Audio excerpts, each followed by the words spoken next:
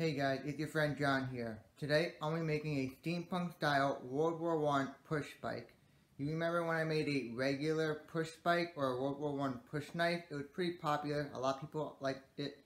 Also, a lot of people like my World War I steampunk trench club, so I'm going to be making a steampunk weapon that relates to World War I again. Now, there's a couple main things you need.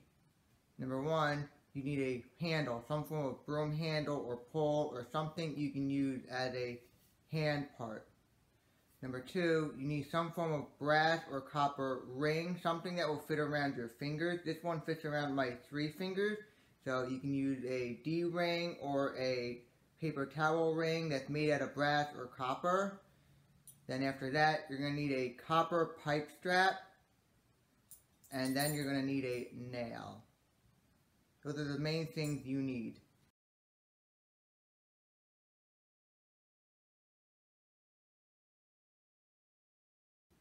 So you can see I have my wood handle right here with my D-ring, and I also have my copper pipe holders or pipe straps that I took and I bent so it would match here perfectly.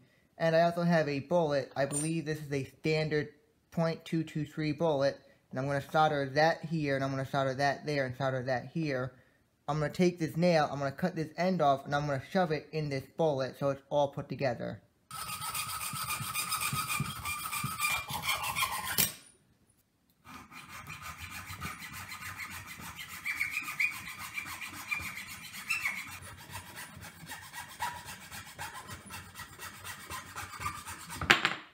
I'm going to sharpen this nail so it's a little bit sharper and more pointy.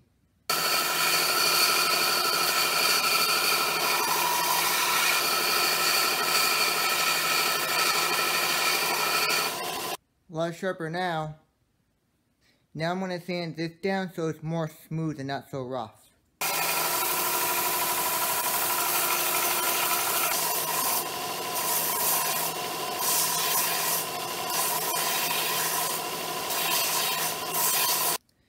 It's a lot smoother and a lot more rounded around those edges. Next, I'm going to grind up here and make this round part a little more flat so it fits the bullet a lot nicer and so it sticks better.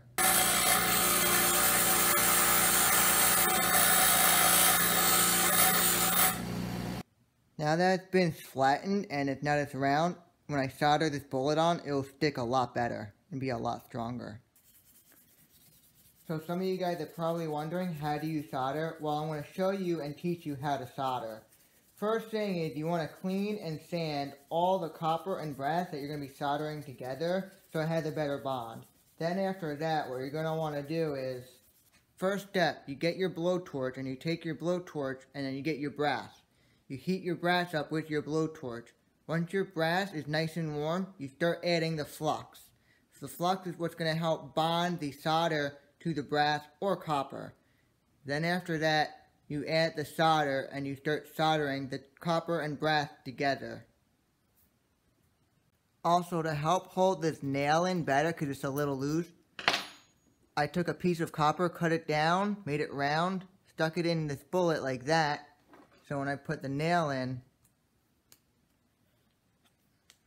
it's not as loose, it's actually more stable.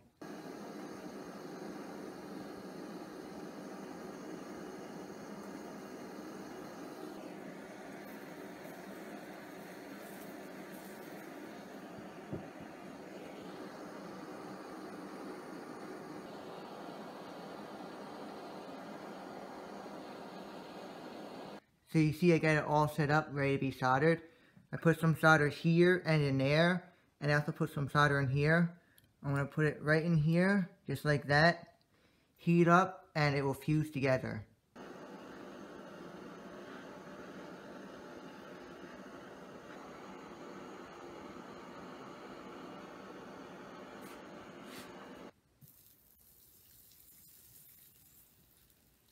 Now I'm going to darken the wood with a blowtorch.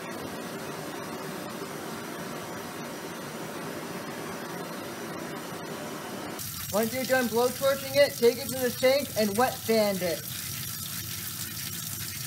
Now that it's all dry, I'm going to start applying the clear coat. To make it look nice and clean, I'm going to clean it up with some sandpaper, and then I'm going to polish it with a buffing wheel. Now I'm going to polish it using this polisher for brass and copper.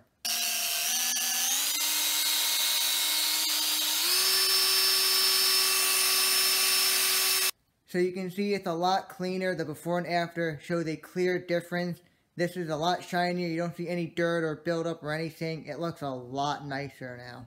As you can see, I also cut down the nail so it wasn't as long. It's shorter and much nicer now. I also rounded off the edges on the copper pipe holder so it wouldn't be stabbing my hand as I grip it. I got it taped on the handle, and now I'm going to drill some holes, and I'm going to add these screws in to help hold it into the handle.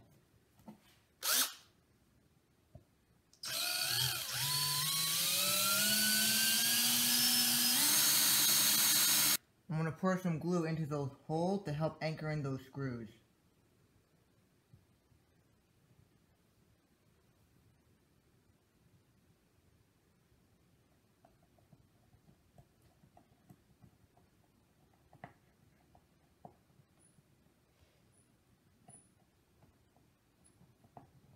Alright, so I got it done. It looks really nice. It's screwed on. The handle's done. Everything is done. Now I'm going to give a really good strength test. This is a make or break. Now I'm going to give it the ultimate strength test. A strength test that no weapon can really survive. It's the strongest strength test I had ever done. This is going to be so crazy. If it survives this strength test, it's truly the ultimate weapon.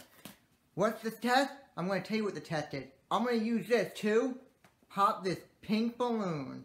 Yeah, let's see if this thing can pop this pink balloon. Not a lot of weapons can pop a pink balloon. Let's see if we can do it. Alright, here we go.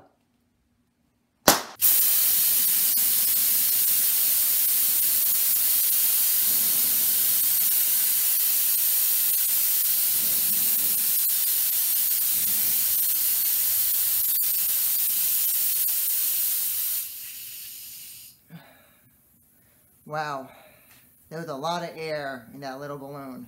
Now it survived the ultimate strength test, popping that balloon. We're going to give it another test on this block of foam. The same block of foam that I used on my spear test. I got the little bad man here, only I made him a little more steampunk. I gave him a monocle, a top hat, a mustache, and a black vest. So he's a bad steampunk man, and we're going to see if we can hurt him with my steampunk weapon.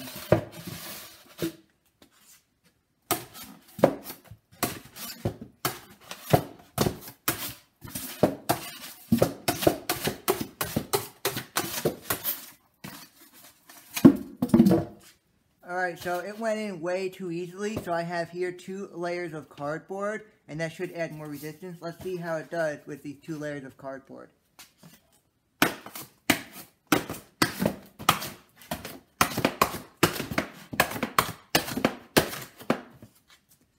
Goes in pretty easily. This thing's pretty sharp.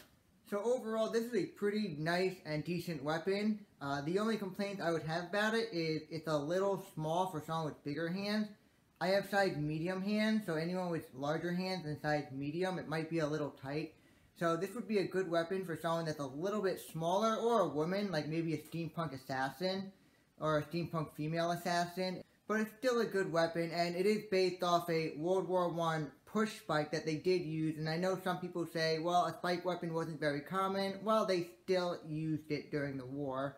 So it's still a pretty unique weapon, and it still gets the job done. It looks really, really nice when I compared it with my Steampunk Trench Club, and the two look really nice together. And I also put it next to my World War I push spike, or World War I spike knife.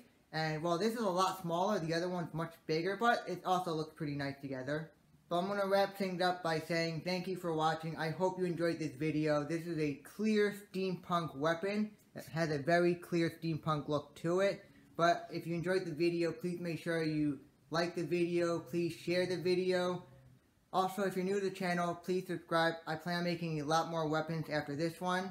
And overall, thank you for watching. This was really fun and easy to build. I enjoyed making this weapon. I hope you enjoyed it as well as I did. Thank you. Let me fix my hair, the stupid balloon.